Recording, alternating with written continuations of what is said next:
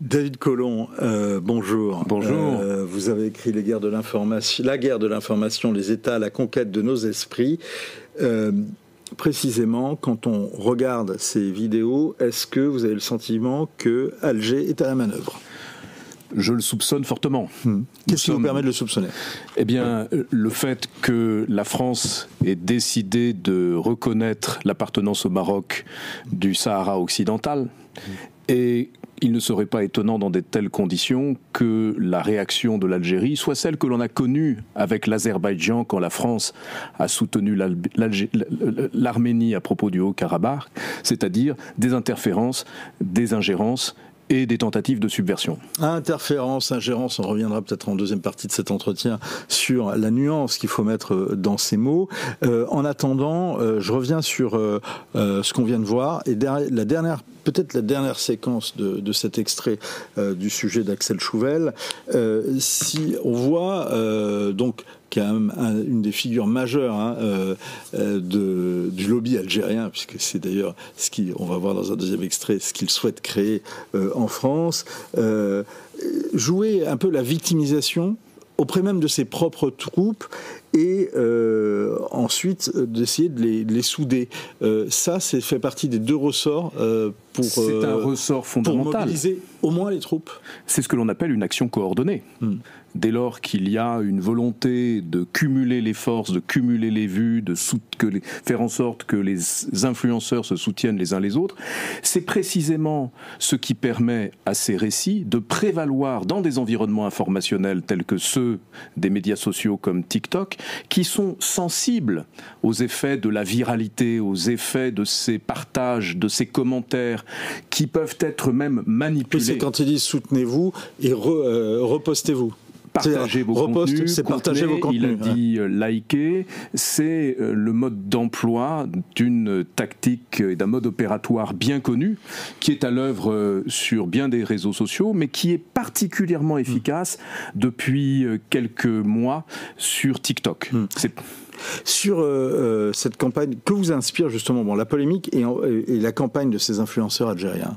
Écoutez, la France s'est dotée le 24 juillet dernier d'une loi visant à contrer les ingérences étrangères, qui fait en principe obligation à quiconque agit dans l'espace informationnel français pour le compte d'un agent étranger de déclarer son activité auprès de la haute autorité pour la dans la vie publique. Ma réaction est qu'il est urgent de faire appliquer cette loi, de savoir dans le cas de ces influenceurs comme d'autres, il est urgent de savoir quels sont les influenceurs qui agissent par initiative personnelle, respectueuse de nos lois, et ceux qui, au contraire, agissent par intérêt financier ou par lien de subordination avec des intérêts étrangers, notamment les services de renseignement de pays étrangers.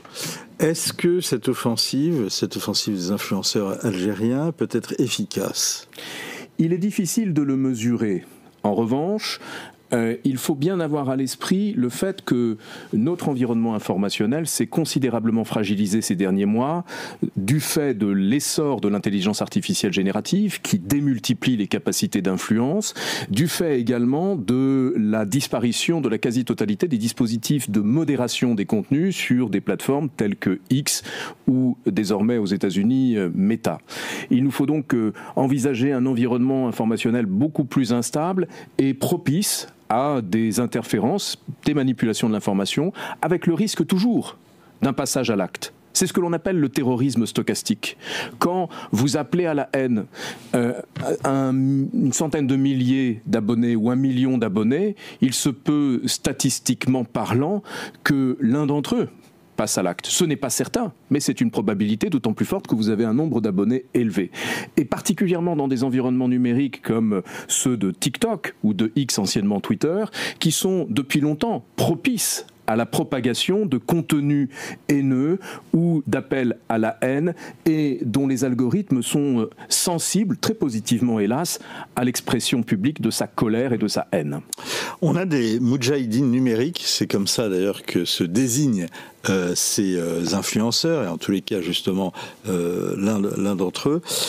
On va justement voir comment ça marche et comment s'organise cette influence en France. Autre extrait.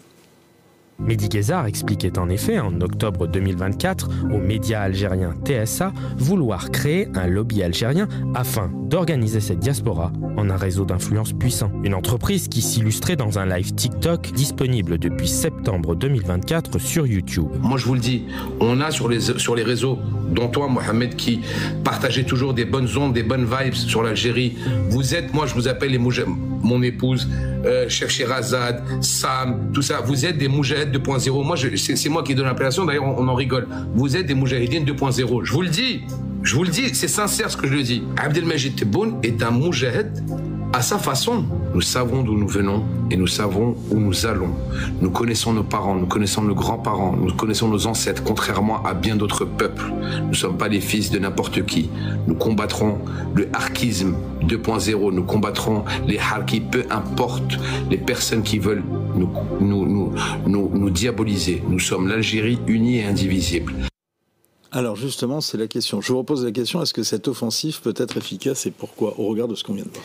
Elle peut être efficace d'abord parce qu'elle change complètement la donne par rapport à ce que l'on a connu depuis des décennies. Ce n'est pas nouveau que l'État algérien cherche à contrôler, à surveiller sa diaspora. Ce qui est nouveau, c'est qu'il le fasse non pas à son profit en termes politiques, électoraux, pour mobiliser des électeurs dans les consulats, mais pour fragiliser la société française de l'intérieur, semer des troubles et amplifier le chaos là où il existe déjà. Cette stratégie relève de la guerre de l'information. Dire à des influenceurs « vous êtes des guerriers », des moudjahidines, c'est les inscrire dans un contexte qui peut favoriser le passage à l'acte. Deuxième point, c'est parler des moudjahidines, ça, surtout en Algérie, c'est une référence aussi à la guerre d'Algérie.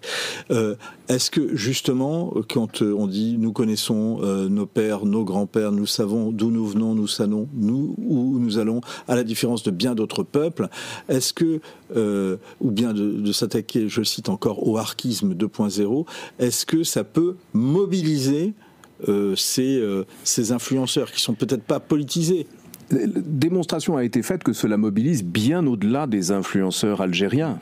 Le Kremlin recourt à cet argument colonial et post-colonial pour amplifier la haine à l'égard de la France dans de nombreux pays, à commencer par les pays d'Afrique francophone. Et nous en avons vu d'ores et déjà les conséquences au Sahel ou au Tchad. Ici, les conséquences peuvent potentiellement être différentes compte tenu du fait que l'Algérie se caractérise par une diaspora très importante en France et qui est aujourd'hui beaucoup plus facilement accessible au régime grâce aux médias sociaux.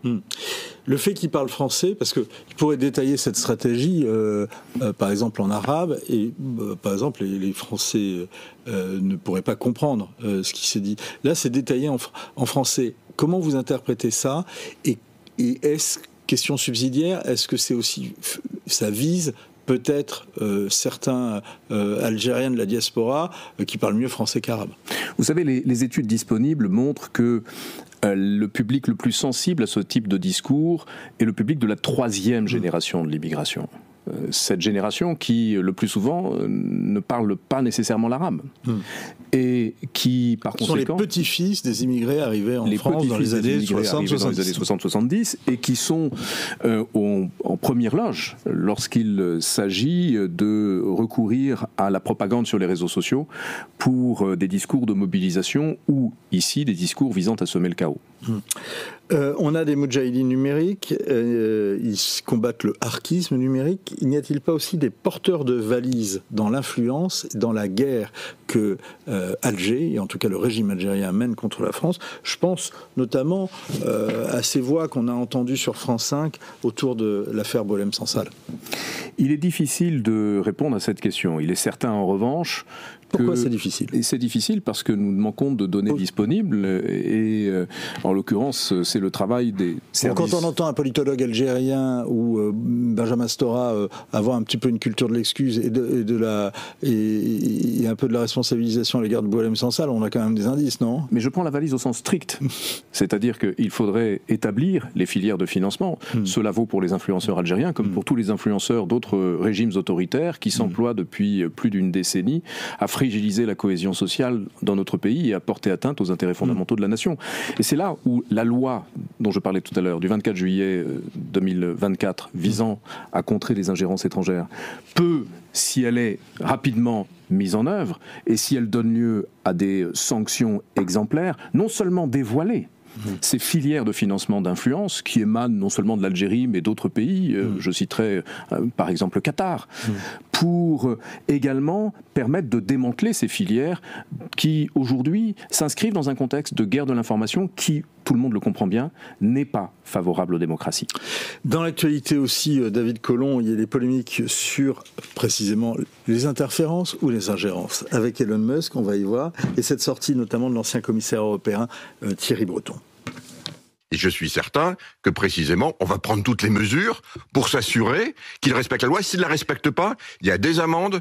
Et si jamais il continue à pas respecter, il y a également dans la loi la possibilité d'interdiction. Donc on est maintenant équipé. Il faut faire appliquer cette loi pour protéger nos démocraties en Europe. Quand vous dites interdiction, est-ce que ça veut dire qu'il faut entendre que potentiellement il faut aller jusqu'à l'interdiction du réseau X Twitter? Mais c'est pas il faut. Il y a des lois. Une loi est là. Allez, c'est pas la loi de Thierry Breton. En tout cas, pourquoi pas loi... Si ça doit aller jusque-là, ça doit aller jusque-là. Non, mais attendez. C'est ce que vous dites. La loi est là. C'est pas la loi de Thierry Breton, même si c'est avec mes équipes qu'on l'a écrite. Elle a été ensuite amendée, votée par notre démocratie européenne. C'est la loi des parlementaires. Alors, on va revenir peut-être sur cette loi, mais faut-il interdire X en France ? Je vous pose cette question-là parce que j'ai une discussion, alors effectivement c'est complètement privé, mais avec un haut responsable français qui était plutôt partisan de ça, et puis il se dit, mais quand même, il faut voir qu'il y a un certain nombre de lois contre les ingérences et les interférences étrangères, par exemple dans d'autres pays qui sont prises, il est cité notamment, je crois, la Géorgie, il dit c'est une façon de museler les oppositions. Nous avons trop souvent tendance, face aux manipulations de l'information, à répondre par des mesures liberticides. Et c'est un réflexe quasi systématique que d'envisager l'interdiction d'un média social. Mais outre que, comme vous l'avez dit, ce peut être contre-productif, c'est surtout fondamentalement inefficace. Dans la mesure où, aujourd'hui même, il vous est parfaitement loisible d'accéder à une chaîne d'État russe, pourtant interdite en France, par quelques manipulations sur Internet ou sur YouTube. Et c'est la raison pour laquelle, pour ma part, je plaide plutôt pour que nous dotions, nous, Européens, de médias sociaux souverains qui respectent par définition les règles en vigueur. Dans ce cas-là, David Collomb, pardon, je vous coupe, mais vous critiquez, sans la nommer, la chaîne RT, mais là vous êtes en train de nous dire qu'il faudrait des RT à la française. On a essayé... Ah non. Non. Les médias sociaux France. Souverain, alors c'est pas des RT, RT c'est pas un média social, mais il faudrait avoir un espèce de combiné officiel ou un espèce de néo officiel. Non, ce n'est pas du tout ce que je dis. Nous devons nous demander, nous, aujourd'hui, si nous pouvons avoir une souveraineté européenne ou même une souveraineté nationale sans souveraineté numérique. Est-ce pensable ? Voyez la place qu'occupe le numérique dans nos existences. Non pas seulement pour nous informer, non pas seulement pour nous déplacer, mais pour la moindre activité dans notre vie. Cela nous rend dépendants et tributaires de plateformes qui, pour une part, sont américaines, pour une autre sont chinoises, pour d'autres sont russes, là où nous ne disposons pas de plateformes européennes ou françaises. Et le mérite, à mes yeux, de ces futures plateformes, si elles existent un jour, c'est que nous pourrions les concevoir de sorte de ne plus avoir à nous poser la question de la régulation. Il nous reste moins d'une minute. Finalement, Musk est-il dangereux parce qu'il a X ou plutôt parce qu'il a Starlink et la possibilité de vie ou de mort sur des systèmes d'information utilisés dans les guerres comme la guerre en Ukraine ? Je réponds qu'il est dangereux pour ces deux raisons et bien d'autres. La principale étant qu'il est de fait le véritable président des États-Unis. Parce que quand il s'exprime sur Keir Starmer, c'est une déclaration, c'est du déclaratif. On voit pas en quoi X peut être la déclaration du patron de X peut être plus préjudiciable. Ce qui est préjudiciable n'est pas le fait qu'il fasse des déclarations et exprime son opinion. On parle comme un influenceur. C'est le fait qu'il ait fait de sa parole la parole incontournable sur X, en multipliant par 1000 la portée de ses tweets, en faisant en sorte... boostant ses tweets. Plus que boostant, personne d'autre ne dispose de cette faculté de parler 1000 fois plus fort que les autres. Et ensuite, en recourant à sa plateforme pour promouvoir ses idées et censurer, au nom de la liberté d'expression, c'est là tout le paradoxe, ceux dont il n'accepte pas les idées. Vous allez revenir nous en parler, parce que ces sujets sont passionnants, et il y a plein d'objections aussi à faire, et revenir parler des deepfakes, notamment parce que vous l'abordez dans votre réédition de votre indispensable guerre de l'information. Alors, les thèses méritent parfois d'être débattues, mais c'est passionnant, plein d'exemples et d'anecdotes. C'est la nouvelle édition, elle est en poche, c'est très très lisible, et c'est très agréable à lire, et c'est très instructif, et c'est chez Talendier. Merci beaucoup, on se retrouve pour un prochain numéro de Point de Vue dès lundi. Merci. D'ici là, bon week-end sur le Figaro TV.